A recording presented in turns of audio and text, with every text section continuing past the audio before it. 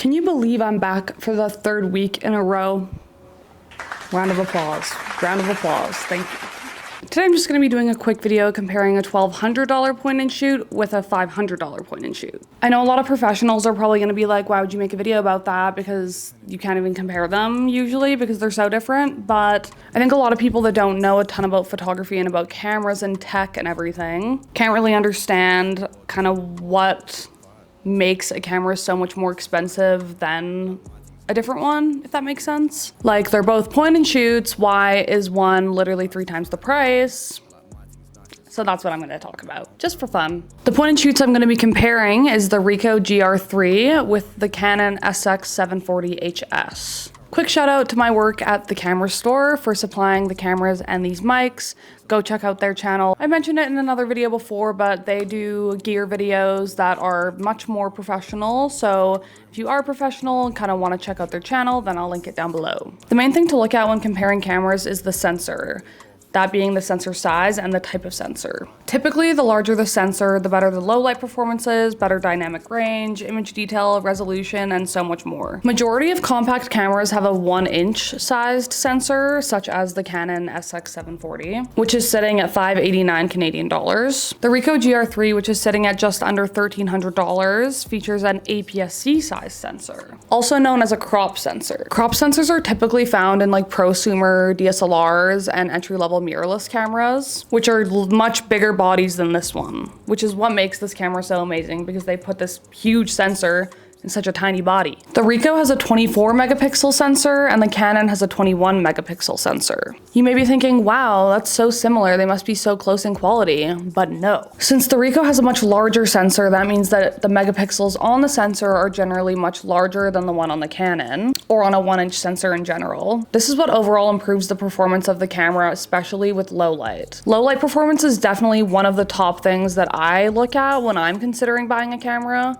What I found interesting is that the Canon has a higher pixel density than the Ricoh by actually quite a lot. If you don't know what pixel density is, it's basically how tightly packed the pixels are on the sensor itself. Pixel density and large pixels represent two different approaches to sensor design, each with its advantages and trade-offs. Higher pixel density offers usually higher resolution, but the trade-off is that when you're in low light scenarios, you might see that horrible noise that nobody wants to see. Large pixels offer better light gathering capabilities and better low light performance, but they can result in lower resolution and less detailed images compared to cameras with higher pixel density, which, like a lot of things when it comes to buying cameras and camera gear, it's really preference and it really depends on what you're shooting and what you think you need. For example, if you're shooting to make large prints, like if you shoot weddings or if you shoot, I don't know, like landscape, like maternity photos, anything where like it could be made into a large print,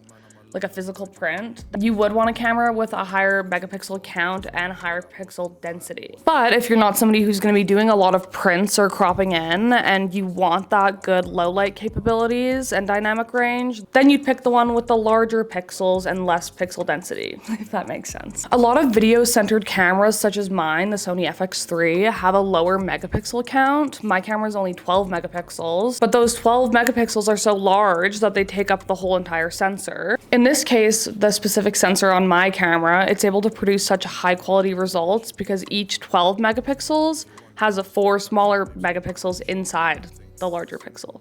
Very confusing. I'm still confused. Like everything, there are always trade-offs. The SX740 features a zoom lens with a 24 to 960 zoom, while the Ricoh doesn't have any zoom at all. It's a fixed 28mm equivalent lens. The trade-off with that is that the lens on the Canon has an aperture of 3.3 to 6.9, and the Ricoh has a fixed 2.8 aperture. If you aren't familiar with variable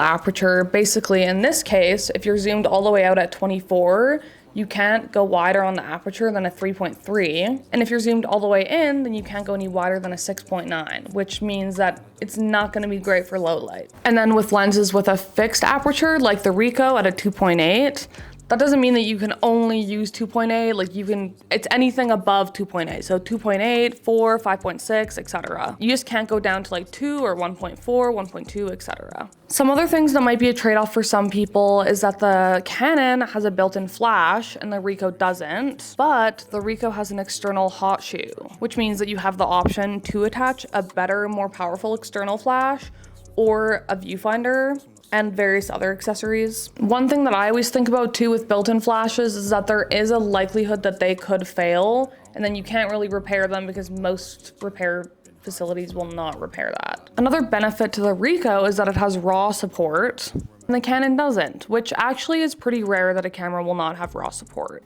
If you don't know what RAW is, it means that the camera captures and stores the image data exactly how it's captured by the sensor without any internal processing or anything. Basically, to simplify it, when you're editing your photos, it's a whole lot easier to bring up highlights and shadows and edit the color, whereas with JPEGs and other file types, they have the internal processing and compression, and it's not as easy to do that post manipulation successfully.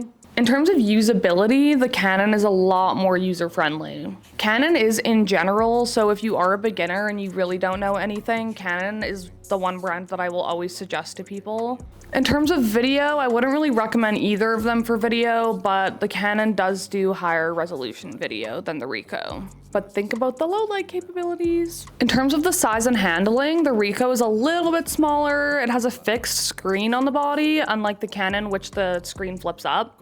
They both have a single mode dial on the top, but the Canon's is a lot more user-friendly, like I said. Like, you have your auto feature and everything right on there, unlike the Ricoh, which has manual, AV, TV, P, and then a couple custom options. From my personal preference, the Ricoh GR III is always the point and shoot that I recommend to people, even above the Fuji X100V, which everybody loves. My favorite detail about the Ricoh is that it has one of the best color accuracies out of any camera on the market. To me, that's really important because what I see with my eye, I want to capture on the camera without having to do a whole lot of editing. I've had a couple customers at my work that are set designers, and they've gotten this camera solely because of the fact that it has good color accuracy. Because for things like that, you need it to be accurate because decisions are made around the color and everything. But if you are looking for just a cheap point and shoot with a flash on it, the SX740 is a great option. Honestly, I'm either one way or the other. I either want something incredible like the Ricoh GR III with great color and low light capabilities, or I want like a Y2K digicam for like 30 bucks off eBay, which honestly, I like the photos off those Y2K cameras better than I do on the Canon. I feel like I covered everything I wanted to talk about. I know this is so random and all over the place, and they are really different cameras, but I kind of just wanted two cameras that I could compare just to bring up those low light things and pixels and sensors and things like that for people that don't understand. Because I don't know about you, but I find it really interesting. Like I said in my previous videos, please leave any suggestions if you want any advice on certain topics, or you're curious about something or you just want to know more. I'd love to make a video about it, so please let me know. Thank you so much for watching. Like, comment, subscribe, whatever. And I'll see you all very soon. Bye!